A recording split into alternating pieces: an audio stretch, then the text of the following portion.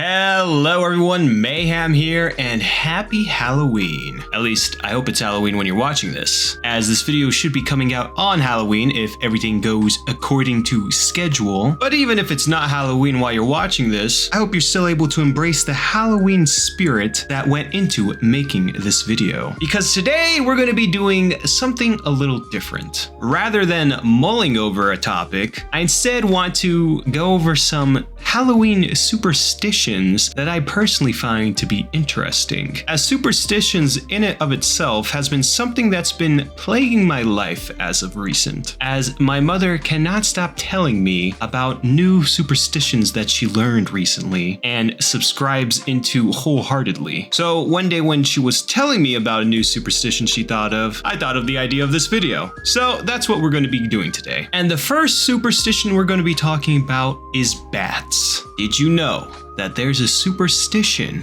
where if a bat is seen flying around a house 3 times, it means that someone in the home will die soon? And also, I guess if a bat flies into your home on Halloween, it's a sign that your house is haunted. So this superstition in particular, I was not familiar with, as while I was researching some topics to talk about for this video, it was apparently one of like the top 10 superstitions of Halloween, and I never even heard about it before. So either that means I'm really uncultured and not in the know about superstitions, or there's just not really a lot of Halloween superstitions. I'm gonna go with I'm not in the know because, I mean, Halloween is a spooky time, okay? So it is the time to spawn all sorts of different superstitions. Yeah, I went into some research trying to figure out the origins of this superstition, and it was kind of difficult finding like any articles or websites that said specifically where the flying around the house 3 times superstition originated from. But I did manage to find this article that really took an in-depth look into the history of bats and even broke up how they were perceived throughout the ages. Like the article even talks about where bats even originated from, but I'm more interested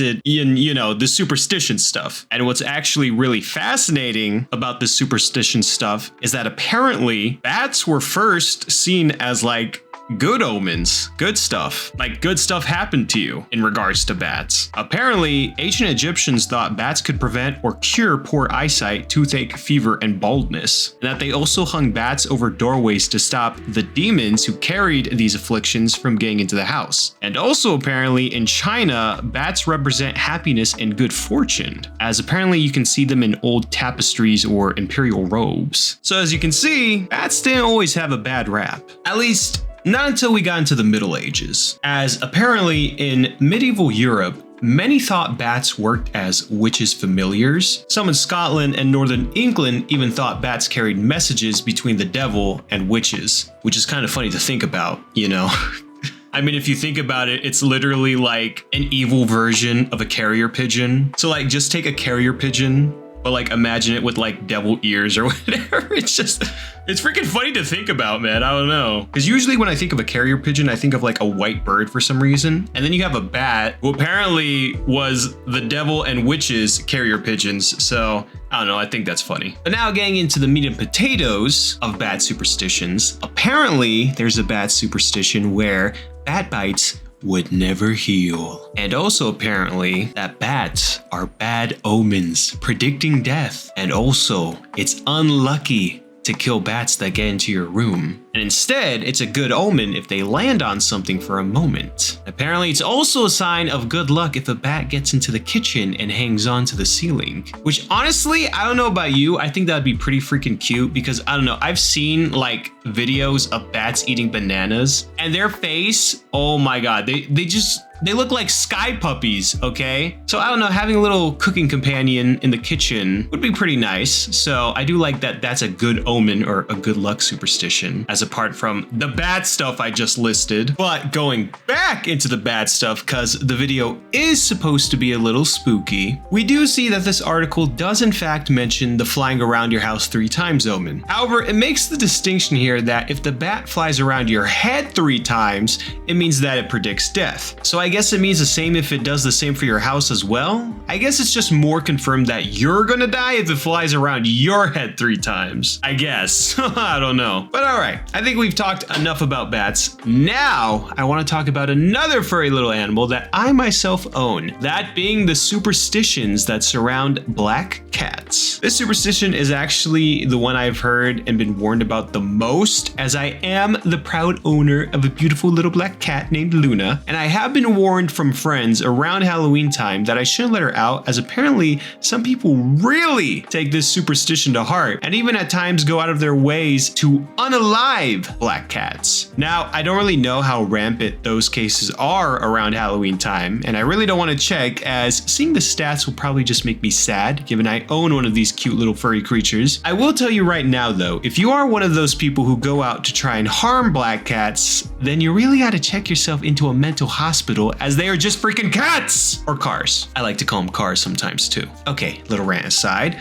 let's dig into the history of this superstition from this article I read from history.com that goes over a bunch of facets that revolve around the superstition. The article essentially tells us that the connection between humans and cats can be traced all the way back to ancient Egypt, where cats were basically simped for, which is also probably why they can sometimes have an attitude problem to strangers, because they come from a history of being spoiled. Records written in the 13th century from official church documents, however, labeled black cats as incarnations of Satan, due to black cats in particular being the pet/familiar of choice of witches. Also, turns out that the most probable likely reason why black cats in particular were the favored ones among witches was due to their ability to hunt better at night due to their natural coats being the excellent fit to hunt at nighttime. Which is like practicality, and if black cats are already natural better hunters at night due to their camouflage, well then there you go. You can't argue with witches on that. I mean, come on. As for how the fear of black cats ended up in America, well, we can thank the Puritan colonists for that one. Fun fact, by the way, the residents of Salem during the Salem witch trials were Puritans. With that knowledge, you'd think at least one of those witch trials was caused by someone owning a black cat, right? Well, I did some digging, and turns out that there are no records of black cats being involved in any sort of way to those trials, thank God. But ironically and sad enough, 2 dogs were. Long story short, 2 dogs basically got accused of being a witch and got old yellered. Back to black cats though, I'm sure you've all heard the one where if a black cat crosses your path then it's bad luck, right? Well, turns out that the reason that was perpetuated was because they believed that black cats was sent from their witch to pass a curse onto you, or that the cat itself was the freaking devil. And as the person from this article quoted, no one wants to cross paths with the devil. Bit of a stretch if you ask me that the cat itself be the devil, cause like, why even take the form of a cute furry little creature? I mean shoot, if I was the devil and my intention was to spook people or something, I'd take the form of a bear, or better yet, a shark that's capable of walking on land. Cause I don't know about you, but if I saw a walking shark on land crossing my path, I'd probably shit myself. But yeah, it also didn't help that apparently back then the churches also pushed this superstition even harder, because what people would do after crossing paths with a black cat is run as fast as they can to the nearest church and pay the church to bless them away from the supposed curse they thought they were just inflicted with. And shoot, the church saw the opportunity to make some bank here, and lo and behold, they took advantage of it. Free money, basically. Like, I can even imagine undercover church people intentionally releasing a black cat to walk across people just so they can collect a payday from them. To end the black cat talk on a good note though, it wasn't all bad for them, as like other superstitions, there are parts in the world where they believe quite literally the opposite. Like in Scotland and Japan, where black cats are actually represented of bringing prosperity. Or like I mentioned earlier, in Egypt, where there is even a literal black cat god called Bastet, who is the goddess of protection and good health. She's also the goddess of another aspect, but I'm not going to mention that one because yeah. All right. Now on to the last superstition I want to talk about, which is what makes Halloween Halloween, in my personal opinion, and that is the costumes. For context, I'll be using this article here that talks about the pagan Celtic festival known as Samhain, which is actually what Halloween is based off of. You see, Samhain was a festival that took place in present-day Ireland and was first celebrated over 2,000 years ago, and was eventually reframed to be a Christian holiday that arrived to America from Irish immigrants in the 1840s. Now, I won't be going into the entirety of Samhain in this video, as it could really be its own standalone video just talking about it and its history. Instead, keeping to this video's main topic, I'm going to be focusing in on the costume aspect of the festival and the superstition behind it. Also, I know I've been calling it Samhain, but Samhain is basically Halloween, just so y'all know. At least modern day Halloween. Yeah, you know what I mean. Okay, so costumes. Why do people wear them? Well, according to the superstition, on the day of Halloween, or Samhain, is when the barrier that separates life and death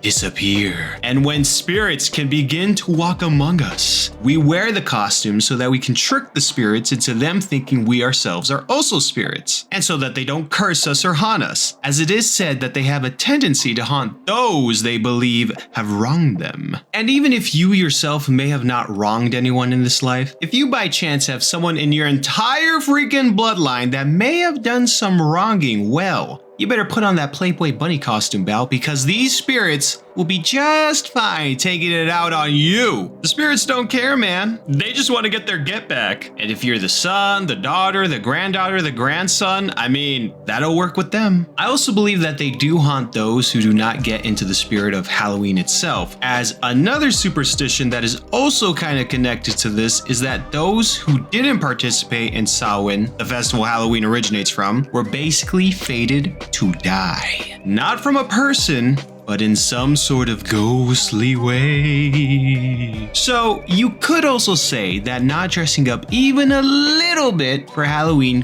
could be putting yourself in the crosshairs of an unfortunate fate. But hey, there's been a year or two where I ended up skipping Halloween because I just wasn't feeling it that year, and I'm still alive and kicking, at least for now.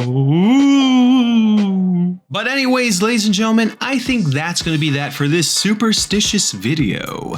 To summarize everything we talked about today, we went over bats basically being harbingers of death, black cats being the spawn of Satan, and costumes, even super skimpy ones, give us the power of camouflage. What are some superstitions you want to talk about? Leave one down in the comments below. And if you want to hear more from me, make sure to hit that subscribe button. I'm Mayhem, wishing you a happy, spooky Halloween. Catch ya in the next. Peace!